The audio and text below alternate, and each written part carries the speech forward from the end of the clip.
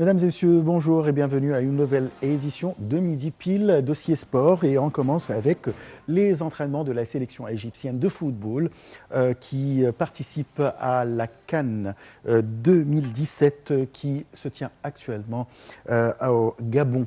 Là, l'Égypte a joué 2 matchs. Elle a fait un match nul contre le Mali et un match où elle a remporté ce match, bien sûr, contre l'Ouganda. On va vous laisser avec les entraînements de l'équipe égyptienne avec Hector Cooper et Hassan Malhadj.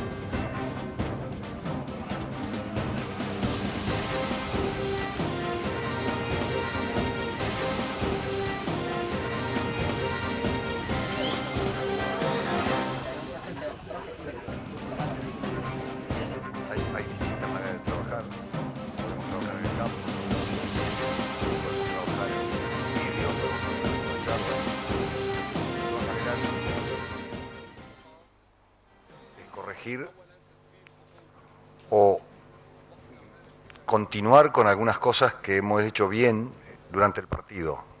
Yo sé que usted me puede decir que no ha sido tan así, pero hemos tenido 20, 25 minutos bien, de 90, que claro, no son muchos minutos. Es decir, en eso se ha trabajado mucho mirando el partido que hemos jugado, mirando cosas que hemos hecho bien y otras cosas que no hemos hecho bien, pero ya el equipo está recuperado para el partido de mañana.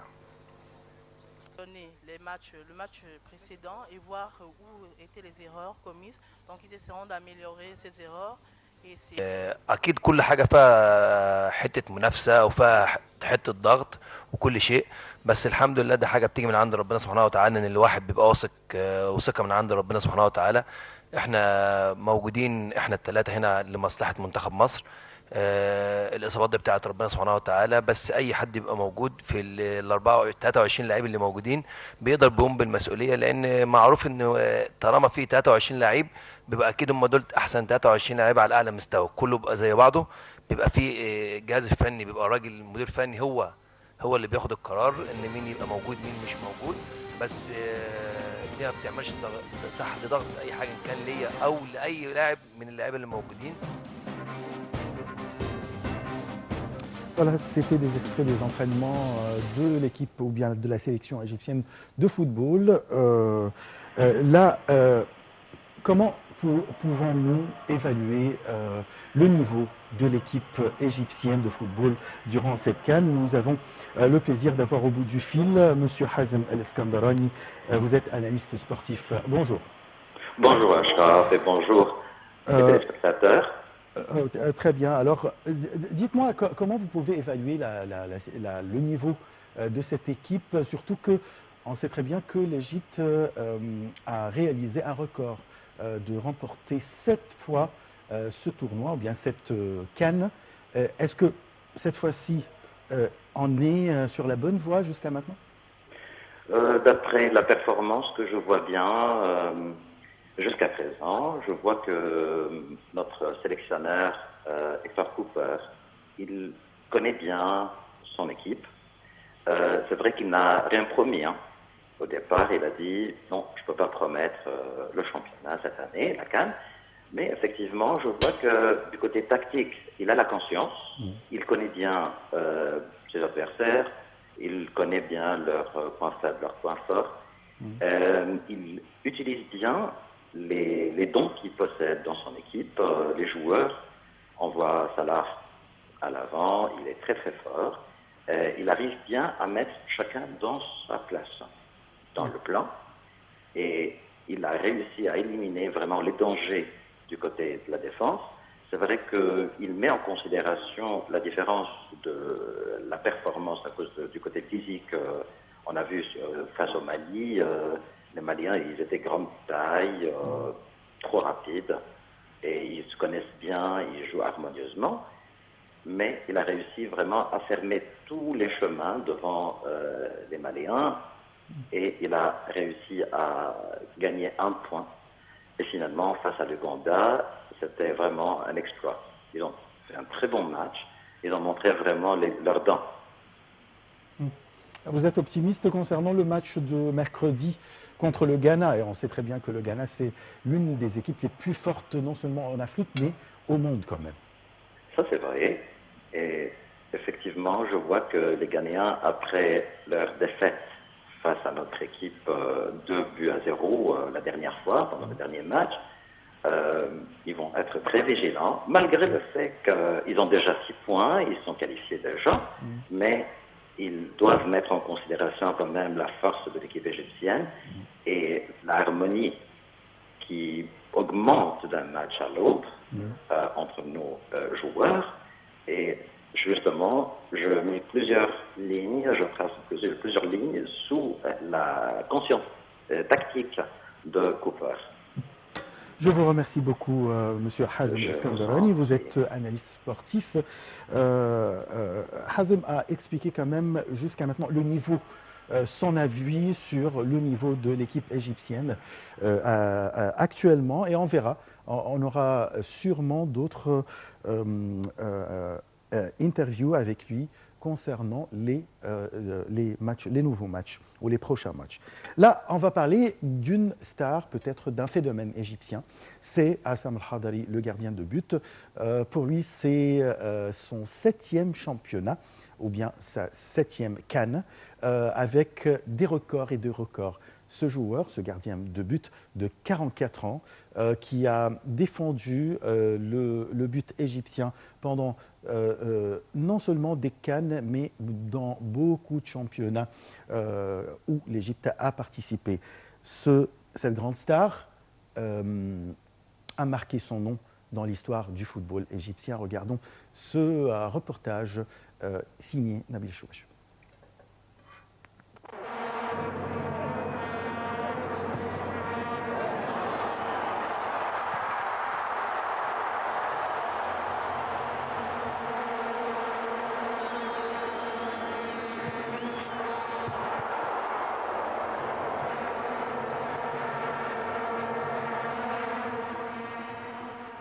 À 43 ans, Hassam El-Hadari va disputer sa 7e Coupe d'Afrique des Nations. gardien de Wadi Degla est en effet dans les 23 dévoilés par le sélectionneur Hector Cúper.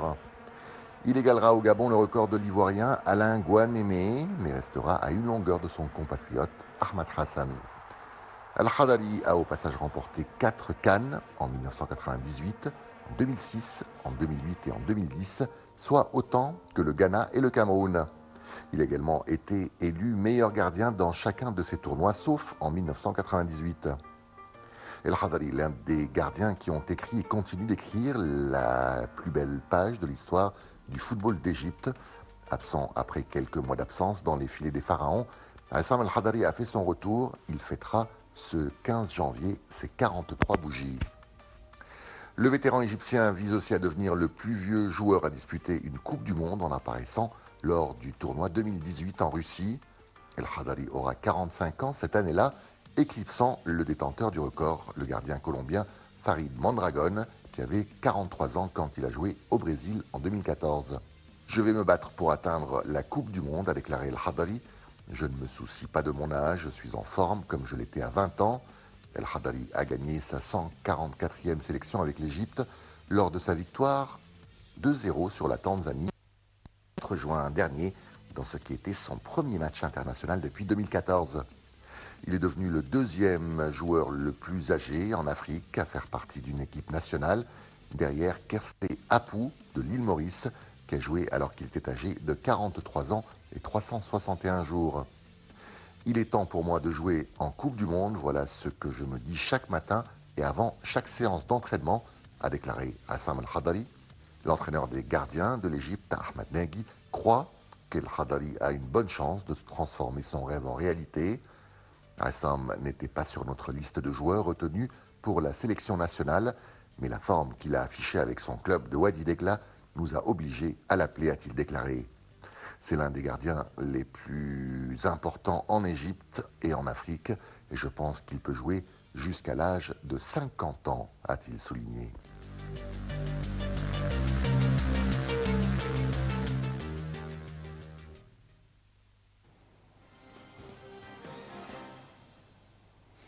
Voilà cette grande star qui a joué quand même contre des grandes stars mondiales comme Eto'o et Drogba, etc. Bon, on va passer maintenant à la victoire de l'équipe égyptienne, ou bien de la sélection égyptienne contre l'Ouganda. Voilà, l'Égypte a commencé par un match contre le Mali où la performance égyptienne n'était pas vraiment à la hauteur, était inattendue complètement par les Égyptiens. Les Égyptiens ont été déçus de ce match, surtout quand on a fait un match nul contre le Mali. Suivi par un match qui a débuté par une force et une bonne performance de la part des Égyptiens. Voilà, et petit à petit, et c'est à la dernière minute que Abdallah Saïd peut marquer un but pour remporter la victoire pour les Pharaons et donner l'espoir d'aller au huitième de finale.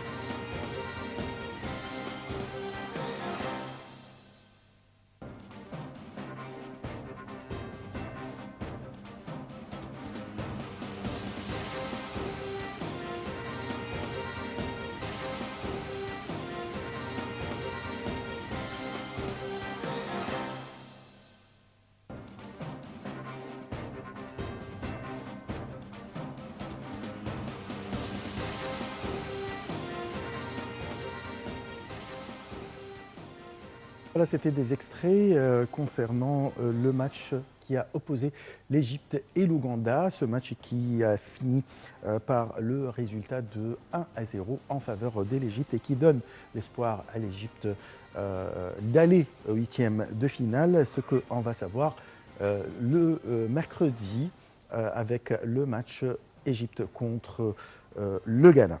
Voilà. Dans cette sélection, on trouve qu'il y a 3 sélections arabes qui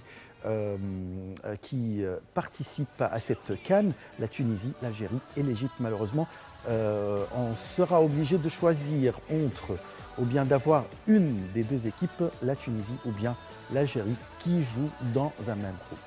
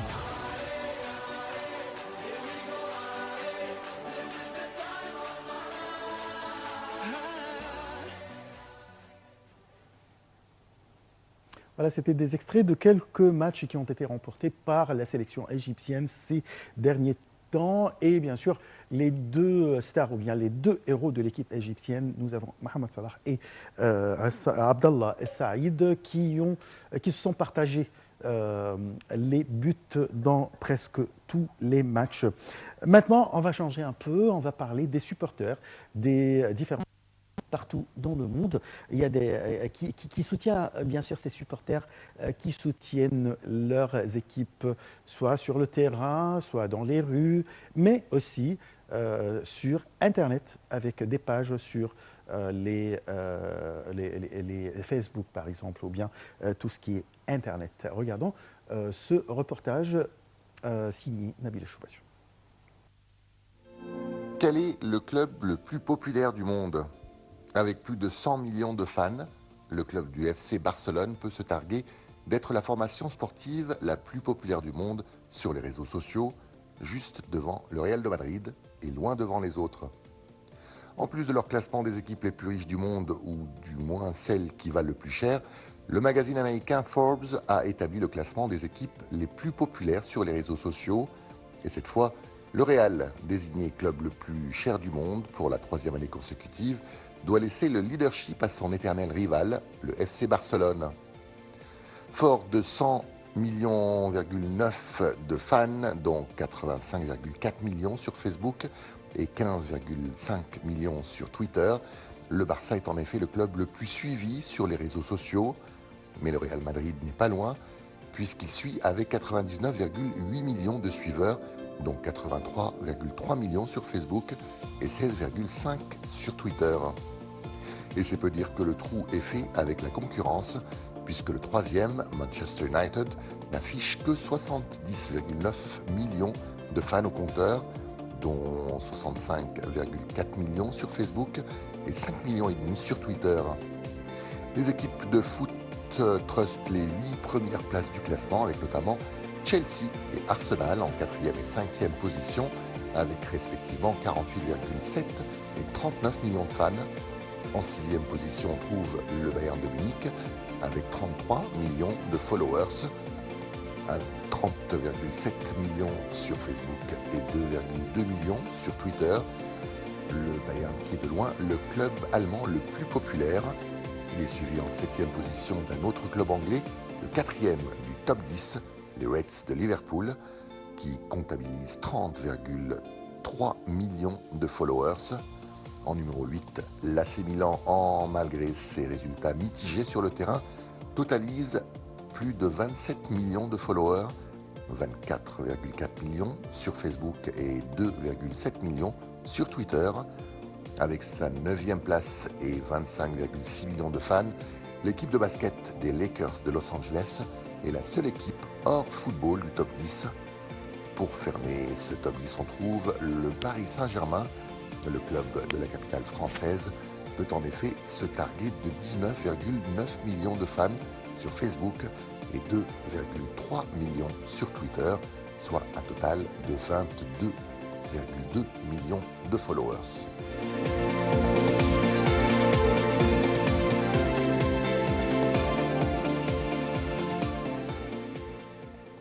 Et ainsi, nous arrivons à la fin de notre émission de Midi Pile, dossier sport. Merci de l'avoir suivi. Très bon après-midi. Au revoir.